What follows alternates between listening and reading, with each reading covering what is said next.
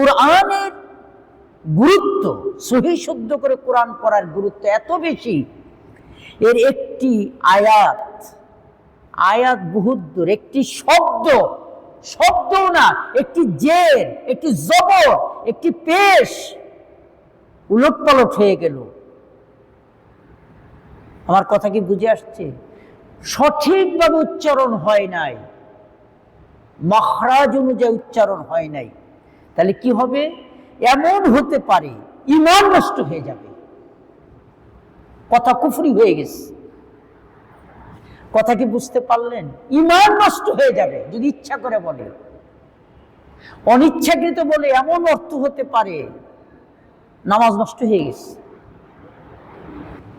এমন হতে পারে আপনি গুনাহগার হবেন, পাপিষ্ঠ হবেন, আল্লাহ না করে আল্লাহর ক্রোধ ধেয়ে আসবে।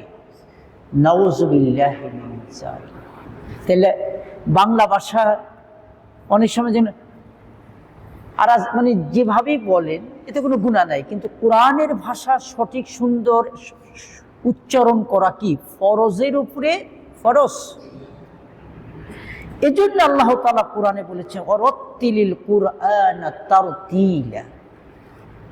যখন কোরআন তেলাওয়াত করবে ভেঙ্গে ভেঙ্গে সঠিকভাবে মাখরাজের সাথে সঠিক উচ্চারণ করবে। রাসূল করিম সাল্লাল্লাহু আলাইহি সাল্লাম যে বলেছেন, আমরা এই হাদিসটি পড়ি, তালাবুল ইলমি ফরিদা আলা কুল্লি মুসলিম, সকল নরনারীর উপরে বিদ্যা অর্জন করা ফরজ।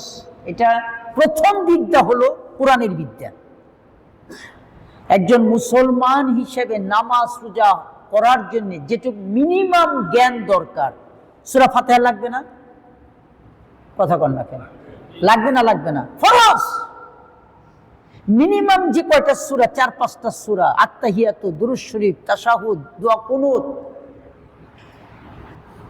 এই যে মিনিমাম যেটা দরকারি জিনিস, এসেনশিয়াল, এটা তলাবুল ইলমি ফরিদা আলা কুল্লি মুসলিম। সকল নরনারী, আইজি, ডিআইজি, এমপি, মন্ত্রী, রাজা, বাদশাহ, আমির, ফকির, রিকশাওয়ালা, দিনমজুর, মুসলমান দাবি করলেই তার এগুলো শিক্ষা করা কি ফরজ। এরপরে অন্য জ্ঞান অর্জন করেন। এখন কেন ফরজ? কোরআন সহি শুদ্ধ করে কেন ফরজ হবে? মাখরাজ কেন? একটু উদাহরণ বলি দুই একটি।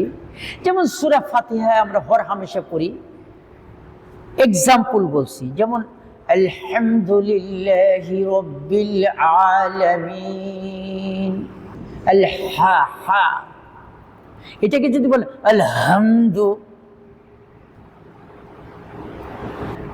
জিমের হাকে না বলে গুল হা বল হামদু, এমন অর্থ হয়ে যাবে ঈমানই নষ্ট হয়ে যাবে ইচ্ছা করে বললে। কথা বুঝে আসছে?